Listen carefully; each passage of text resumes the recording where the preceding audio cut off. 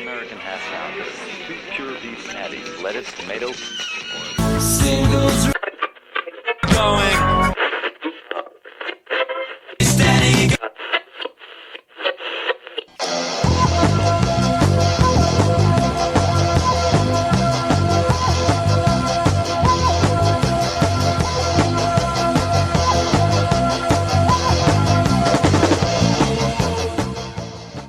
This is Singles Going Steady, the podcast dedicated to exploring great singles with a particular eye to the punk, new wave, and DIY eras of the last century. I'm Adrienne Meddock. I'm Steve McGowan. We're in a band, the Beef People. We released a single in 1986 on our own label, Zub Records. We are record collectors and passionate, especially about the expression of pop music perfection that is the single recording. Exploring the mystery of what makes for a great single is what propelled us to begin this podcast. And today we're shaking it up a little bit because, Yes. We make the rules, we break the rules. That's right. And so we've kind of we're double dipping. We're going to pick two singles because we really want to talk about an album that we both really love. Absolutely. This is Singles Going Steady number 047, and we're going to go steady with Thomas Dolby. And Thomas Dolby's two singles from his stellar album, Aliens Ate My Buick, which was released in 1988. The two singles we're going to listen to are Hot Sauce and Airhead. So this was a big departure for Thomas Dolby. Right, and not necessarily a commercially successful departure. Right. Before we even get to it, let's remember we have already talked about Thomas in our 010 episode. He wrote the Lenny Lovitch song, New Toy. New Toy, which is absolutely one of our favorites, and was in her band for a while. Then he had a very successful solo career. Right. You probably know him from She Blinded Me with Science. Science. And, right. Science. There you got it. So, he had the Flat Earth and a couple of really good records that were in that vein. This record in 1988 is from some changes in his life. He moved to L.A. He got married to an American woman. TV actress. Yes, she was on Dynasty. And lived in the Hollywood Hills. Formed a crack band, as you can when you're in a place like L.A., the Lost Toy People. And set about to record this record, which is just one of my favorite records ever. Oh, yes. Yeah. And we will get into it as we go along. What else do we need to say about Dolby before we listen to Hot Sauce? I guess he's mainly known as sort of, I guess you wouldn't call him a gearhead, but a chip head. Right. Right. Right. Electronic version. A geek. Yeah. Uh-huh. And had founded a sound technology company, Beatnik, right? Yeah. Is that? He built his own synths in the beginning. And we talked a little bit about that in prior episodes about the DIY synth industry, the kit synth industry in Britain. Right. And, he's no exception to that. Mm-hmm. So let's go ahead and listen to the first single. It's a very funky tune, and we'll explain to you why after we listen to it. It's a song called Hot Sauce, and this is Thomas Dolby from 1988, Hot Sauce.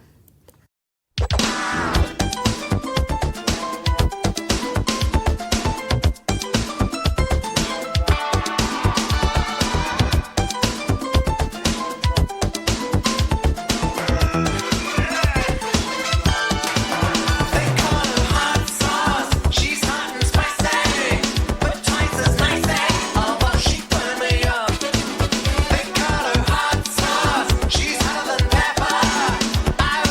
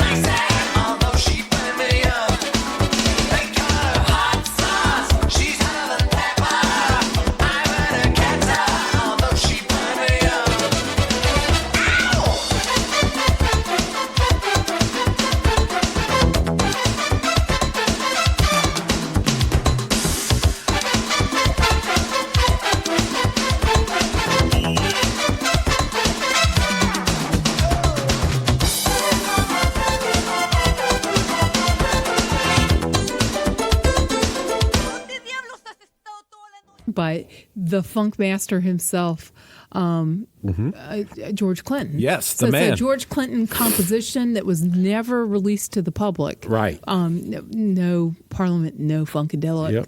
no George Clinton solo effort. Evidently, there's a whole missing album out there Right. somewhere.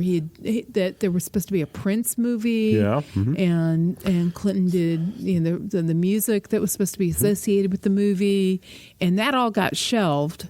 But here we've got this song that was recorded by Thomas Dolby. Yes, and you can hear the Parliament Funkadelic horn arrangement there, the little da-da-da-da-da-da, and the little nod to Cameo. Right, the brother in the codpiece. Yeah, and the guitar riff from Candy in there. It was great. That is some funky stuff. That is not what you were expecting to hear from a little white, scrawny English guy wearing a tweed suit. Right. Right. It's legitimate funk. We were watching the video for this. It was quite a shock. Of course, it's set south of the border, and Dolby's in the band wearing this just terrible mustache and with dark a sombrero and the mariachi outfit, and he's also plays the other character, and there's a very hot Latin woman, of course, because it is hot sauce. Yeah, and it's a George Clinton composition, so hot sauce is a bit of a double entendre. You think. So it's almost a single entendre, and that entendre is not about hot sauce. And when they get to the part with the jackhammer, you just want to cover your eyes. It's not for the children. So we'll definitely link to that. So I love this song. Yeah, it's just a tremendous song. Yeah. Boy, when it gets to the covers, we this is a cover. Right, yeah. This is a cover that uncovers an unreleased song. Yes. And this is kind of the whole spirit of the record of Aliens Ain't My Buick, which was released in 1988, is like this. It's not all this funky, but there's a lot of funkiness. There's a lot of in your face. There's a lot of things that you wouldn't expect from Dolby. It's muscular dance music. Yes, yeah. It just leaps out of the grooves. Very much so, very much so. And he is at the top of his game, I think, and the band is just amazing. Yeah, I think it's very much seeping in Southern California, L.A., and sort of the funk. All the cross-cultural influences of being in America, being in Southern California. Yeah. And like you said, the contemporary groups at the time, like Cameo, right? And you think about George Clinton's Atomic Dog right. era, George Clinton. That was very much in the air. And Fries go with that shake. Yeah, double Yep. Yeah, they're all good, but I think he really absorbed all of that, and it's not a send up; it's an appreciation. Yes. So the next single we're going to listen to from this record is a song called Airhead. We'll just play it first, and then we will talk about it on the other side. Yeah, but think about a man who's moved to Southern California and Southern California culture. Right. I think he's describing it as he sees it. Thomas Dolby from 1988, Airhead.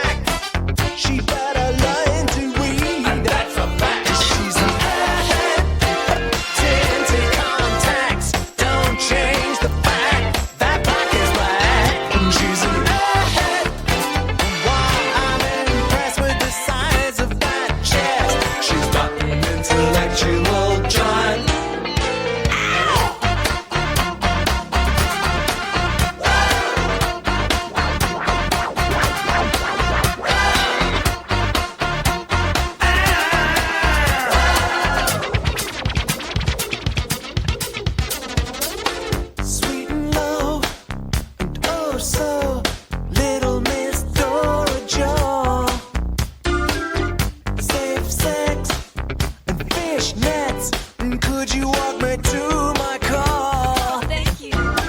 She's losing faith in a world that is out of control. She's gonna nix politics. She's taking up volleyball. Why? 'Cause she's an airhead. Stun gun and mace. Come on, get plates. Stay lost in space. She's an airhead. Thousands in trust. Cost precarious. Get serious. And she's an airhead. And now the time's come for the end of my song. Don't get me wrong.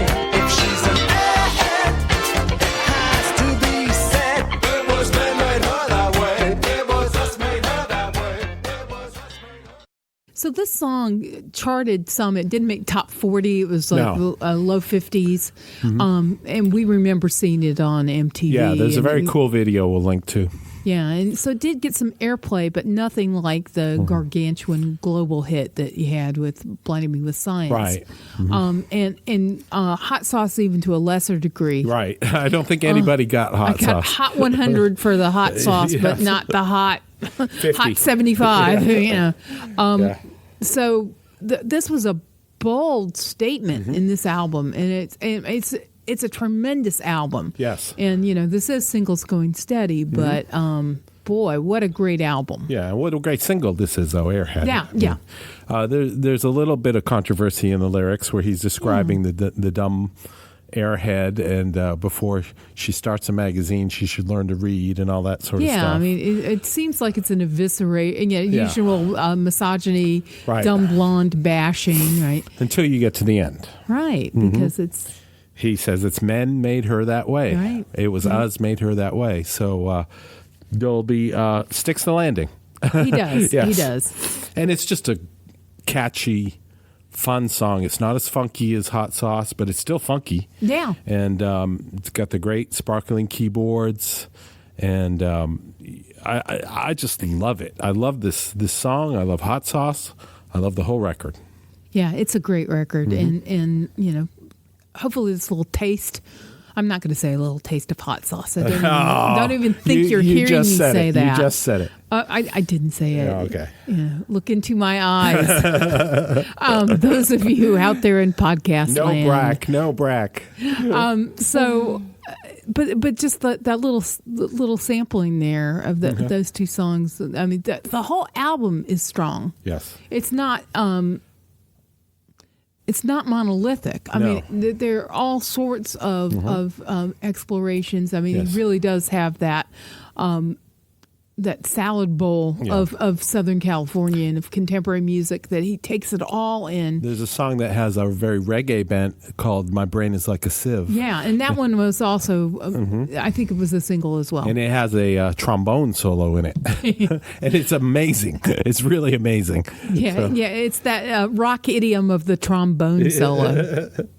Now, Adrienne and I were lucky enough to go see Dolby on this tour. Yeah, and we went to see Dolby because of this album, Right. because we were both insanely We just crazy for this thought album. this was the most amazing record we'd heard in a long time. And we were right. Yes.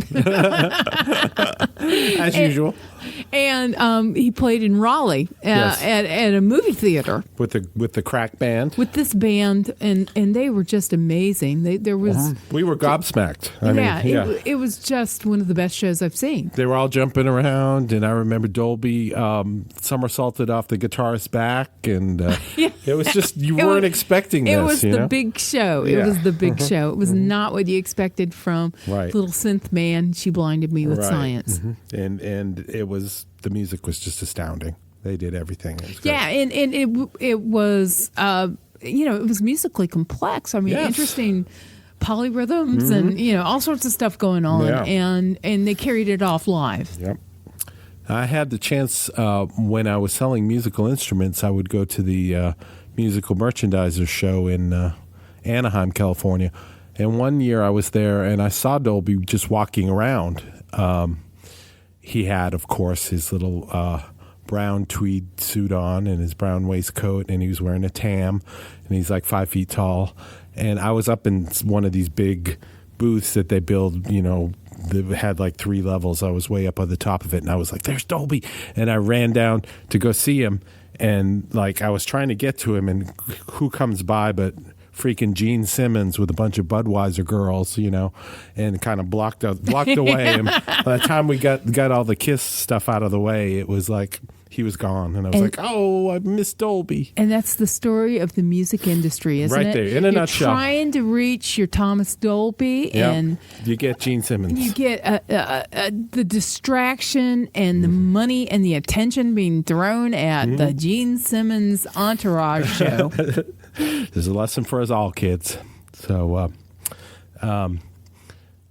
these 2 singles are just really something. And as we've told you many times already, we love this album.